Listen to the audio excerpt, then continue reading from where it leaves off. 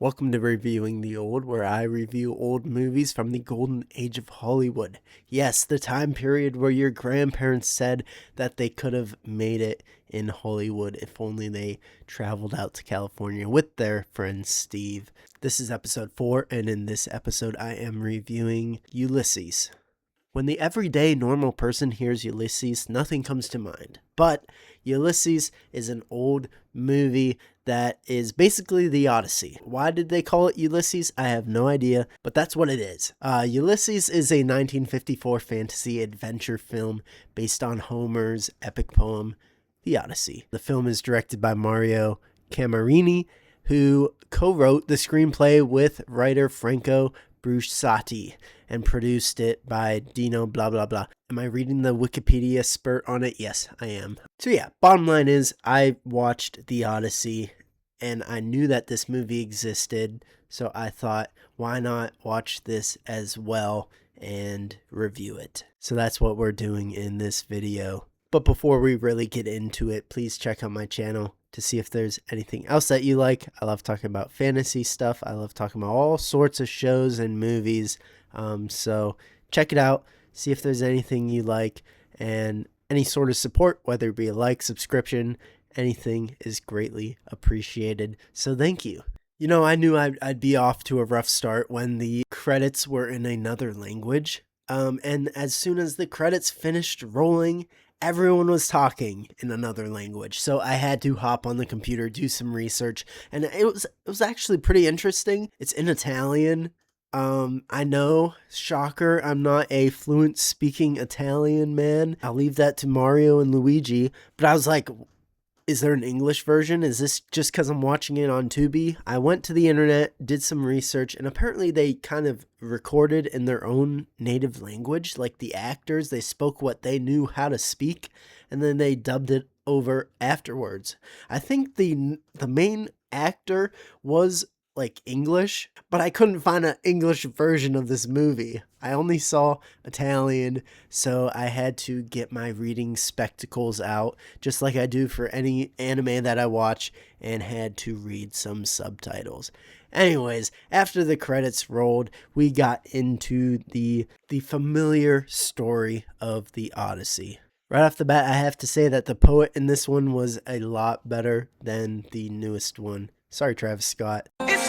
Your version was not lit. However, what it did do when the poet was telling his tale was it gave us a good bit of context on the Trojan War. Mainly that Ulysses got cursed. Anytime I say Ulysses, just think Odysseus. They're the same person. Why they changed his name, I don't know. They didn't really change anyone else's name in the whole entire thing.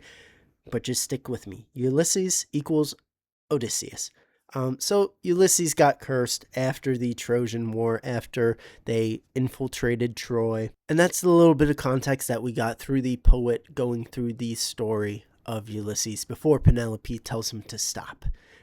Next, we have the kid. I forget his name. I don't know his name. Tom Holland, who gets bullied in his own home by the men who are trying to bang his mom. So there's that. And speaking of the son, Penelope is actually nice to him in this movie instead of being a biatch and blaming him, being a man, for all her problems. Anyways, after that intro bit, we get to see Ulysses for the first time. Some men, they thirst for women, and other men, they drown. This dude woke up on a beach in the middle of nowhere, surrounded by baddies. And he is so smitten by these baddies that he conveniently forgets that he has a wife and forgets everything else about him. So when Ulysses gets treated, he wakes up after his waking up on the beach. He aura farms coming into the court of the king. He goes to a UFC fight, and then out of nowhere decides to join in on the UFC fight as well, hopping into the ring. And to be honest, the ring was kind of sus. The one dude was a tough nut to crack. Those are his words, not mine. Ulysses cracked indeed. He cracked that man, and then he went on to crack the king's daughter as well. After all that cracking, we get back to Penelope and Ithaca, the suitors, everything that's going on. And guess what? A new fighter enters the battle, aka, excuse me, aka Robert Pattinson's character, who I don't know his name. I'll call him Big Dick Suitor, because Big Dick Suitor walks right up to Penelope's room, despite everyone else telling him not to. He's like, get out of my way, and straight up whips his dick on the table and asks her to marry him.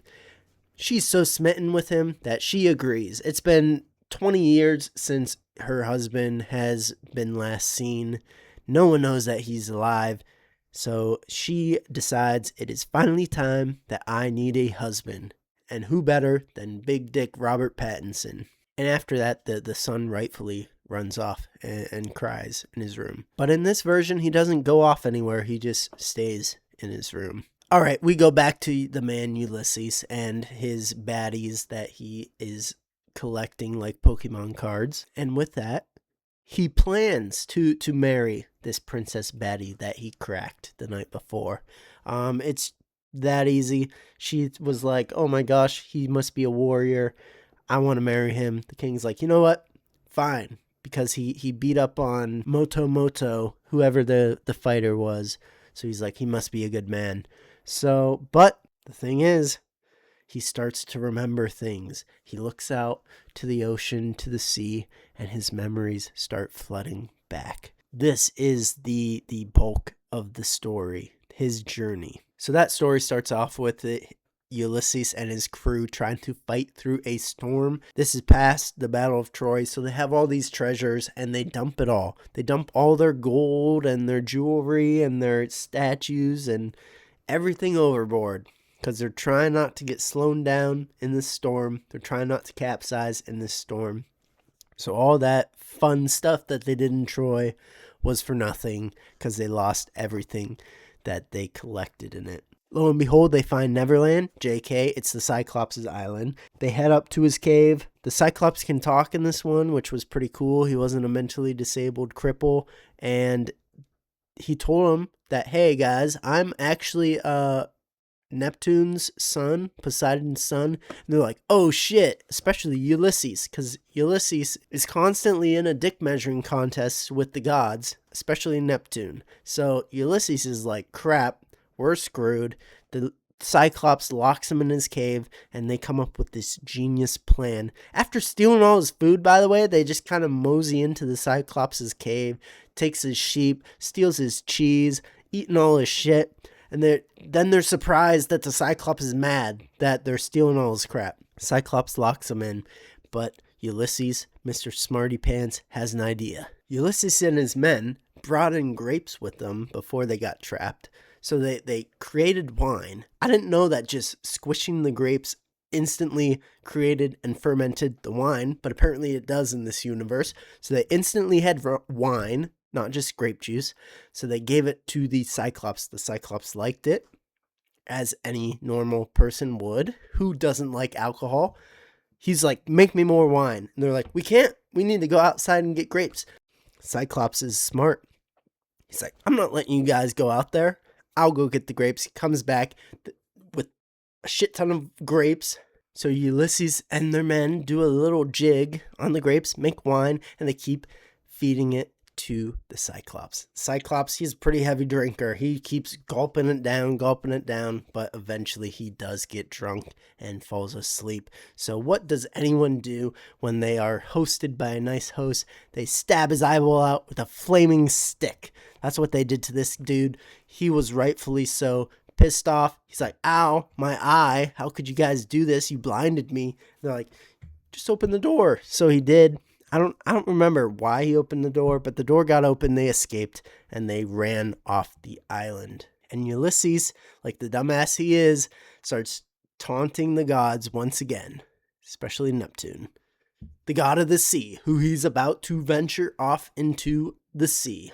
So yeah, they escaped with the Cyclops' food, a bunch of his sheep, but they almost get cooked by a freaking boulder, because the Cyclops races after them, and then Ulysses, being Ulysses, taunts him, and boulders are getting thrown at their damn ship, and it almost capsizes them. I'm like, dude, just leave. Go back home.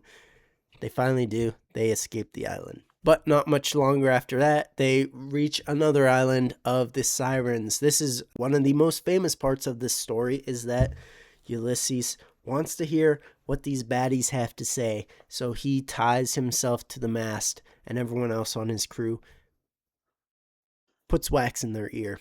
I gotta say, this song was a lot more lame than the Christopher Nolan one. Christopher Nolan one, even that though we couldn't hear it, was so much better than this one. This one was just like, Ulysses, come home. This is your home. Ulysses, I'm Penelope.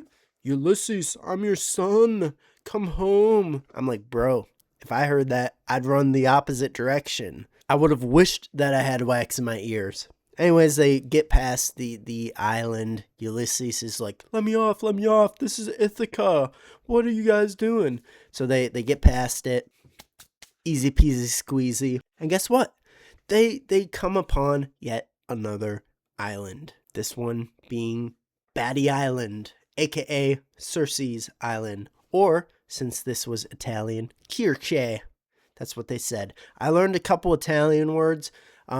Grazie means thank you. Kirche means Circe. I'm basically fluent. So they come upon Kirche's Island, and I thought it was cool. Like, they showed off a lion as well. I guess that's probably a big part of this story, is that there's exotic cats, big dangerous cats, because they showed that in Nolan's version as well.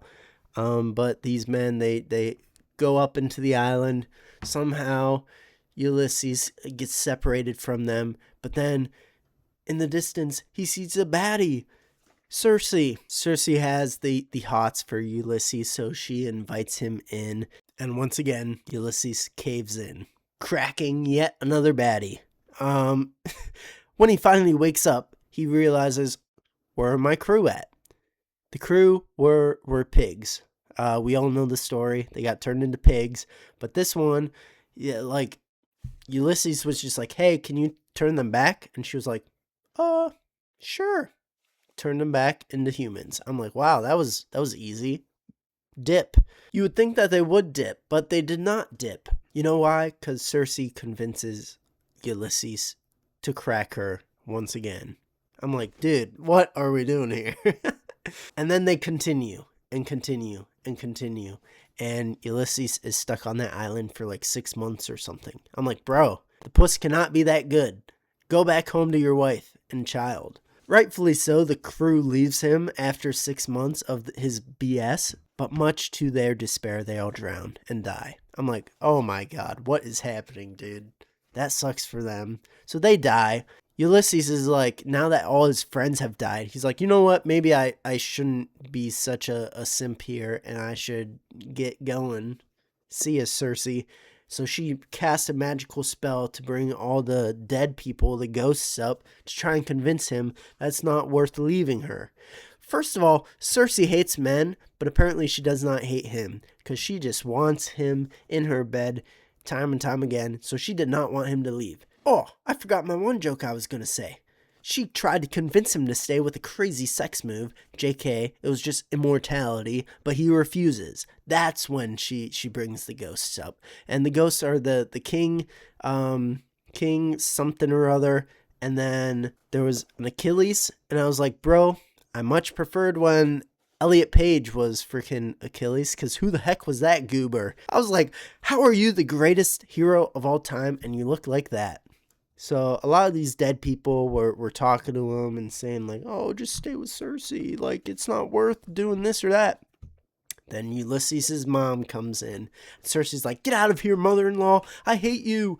You're not supposed to be here. And then she convinces her son to move on and keep going back to Ithaca, back to her wife and child. So that's what he does. Finally, after all that, the flashback is over, and Ulysses is still gazing off into the ocean, and his new baddie princess comes up. She's like, we're supposed to get married. And he's like, I have a wife and kid. See ya, sucker. Leaves them. So he dumps his new bride and heads home to Ithaca. There's a plot going on to kill the son, much like in the Christopher Nolan version. Not much of a plot, because nothing really happens. I forget even if they try to kill him. All I remember is that Robert Pattinson's dude tries to rizz up Penelope once again, even though like she already agreed to marry him, and then she gives him the cold shoulder. So that was not great. Next, a beggar comes in. Somebody get these beggars out of here! And I don't know how she didn't recognize that this beggar was Ulysses, because this dude had his, like, imagine this was a hood. His hood was like this. You just saw his face. I'm like, that's your husband?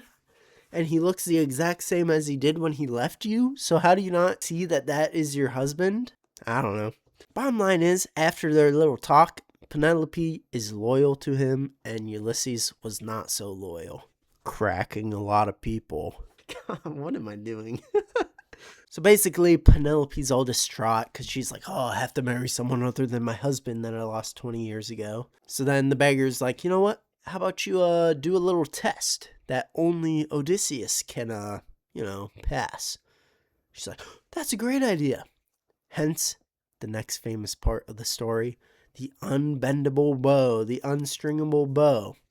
So the next day, all the people come in, all the suitors, plus the beggar. Beggar! With a hard R. Oh, I forgot. Sorry, I skipped a few things. The dog, they slipped that in there. He was like, oh, hey, dog. And the dog was like, what's up, bro? Glad you're back. And then the son saw. He's like, oh, my God, you're my dad. And he's like, you're right, bro. Didn't need Jerry Springer to tell you that, did you? So they dab each other up. And Ulysses is like, don't worry, bro. I'm going to raise up your mom once again. And we're going to be a happy family. He's like, okay, dad. So the next day comes around, all the suitors come in, plus the beggar, and they're trying to string this bow. It doesn't work. Robert Pattinson, Big Dick Pattinson tries. He got pretty damn close. I'm like, dude, just whatever. Then the beggar steps up. Everyone's laughing. Ha ha ha. I gotta say, the Christopher Nolan version had a lot more aura than this one. The little boing, yeah, after he did it. But Ulysses strung the bow, shot it through the axe heads, and Penelope was like, oh, that's my husband. He's like, get out of here, wife. Let me kill some people. So that's what he does. He kills people, and then his wife runs upstairs, starts praying to Athena. Athena, I've been so faithful. Now my husband's back. Thank you. And then the husband comes in. He's like, all right, wife, are you ready for some sexy time? And she's like, yes. And then the movie ends. The end. That was the Ulysses movie. It was a lot of fun. Was it? It was okay, to be honest. That being said, now that you have a sort of summary of what happened, a few things that I really thought were interesting was Ulysses's pride in this movie. Time and time again, he was kind of he was taunting the gods, especially when it came to Poseidon, when it came to Neptune, and the gods in general. He was like, look at me, I'm so great, look at me. And it costed a lot of his life and the lives of his crew. So I just thought that was an interesting little theming that was going on in this movie specifically. Another thing that I thought was pretty interesting that I enjoyed is that they weren't afraid to have beautiful women in it. They weren't afraid for Ulysses to do his thing, traveling around. And even though it's not a good thing, Penelope was loyal, he was not. But the fact that it was still okay to do that, now it's like taboo, where it's like, we wouldn't dare have Odysseus sleep with someone else in a more modern thing. It's like, I see both sides of it. Obviously, it's not great to cheat on your wife, even if in this case it was him not remembering anything. So he says. But yeah, they just weren't afraid to have beautiful women, beautiful men, no homo, in these things. They weren't ashamed of it. Nowadays, they seemed ashamed to have beautiful people in these movies and have them be attractive. Whatever. Another thing I thought was cool about this story, about this movie, is the adventurer's spirit. Ulysses was all for adventure. He was very adamant about going onto these islands, about seeing these sights, about doing these things. I feel like in our modern day, we have lost that. We are just lost in our phones, on our computers. We don't want to get out there and explore. We don't have that spirit that brought people from England over to the New World, over to Americas. It's like we have lost something special about that. At least most people have lost that something special about the adventurer's spirit. And the fact that it was showcased in this movie, I enjoyed that immensely. Another thing that I wrote down was not being afraid of death. Not being afraid of death. That was a thing that surrounded Odysseus, Ulysses, whatever. Was like, I'm going to do these things. I'm going to experience these things. I'm going to lead my men, protect my men, do these other adventurous deeds despite what may happen to me. The self-sacrifice aspect of it. Obviously, when he got trapped on Circe's island and was just banging left and right, he let his men down. But in a lot of these parts of the story, it's very much a thing that we can pull from it is that fearlessness for death, that discounting of death, that readiness to go on, to adventure, to fight, to do these great deeds, despite that overshadowing possibility of this could kill me. But you know what? I'm going to try it anyways. That's admirable. I think what both of these movies, the Odyssey movie and the Ulysses movie, lacked was really showcasing what could be learned from the character of Odysseus. I think it lacked in propping up the good aspects of this character. That being said, there was still a lot that could be pulled from this movie. I've been pleasantly surprised by a lot of these older movies. This one was meh. It was okay. It wasn't terrible. It wasn't bad or anything, but it wasn't like standout spectacular like the Robin Hood movie that I watched that I really, really enjoyed. But it was cool to see both a very old version of it from the 1950s and then comparing that to the more modern Christopher Nolan version as well. That being said, what do I rate this movie? The Ulysses movie from 1954 gets a 6.0 out of 10. 6.0 out of 10. I know that might seem low to a lot of people, but it was just like, it was meh. It was better than average. I enjoyed it. It was a pretty cool story, but I've come to find out that it's the story that I'm just not like super duper sold on, even though it is a classic and it's been told for a lot of time now. Like the fact that it survived until now, it says something in and of itself, but it just wasn't, I don't know, it just wasn't doing something for me. But it was still a fun time. I'm still glad that I watched it. I think I learned a little bit of Italian on the way, and it was overall pretty good. It was even better doing it at a time like now where the Odyssey is what everyone is talking about right now. So that being said, that is my review on the Ulysses movie. I hope you guys enjoyed it. I hope you found a little bit of fun in my review. And if you did enjoy it, please leave a like. It really does help out a lot more than you guys know. And check out my channel to see if there's anything else that you like. I do this from time to time where I do go over the different older movies. But yeah, this was Reviewing the Old, episode 5, following Ulysses. Thank you guys so much for watching. I hope you enjoyed it. Make sure to eat your veggies, and I will see you in the next video. All right, bye.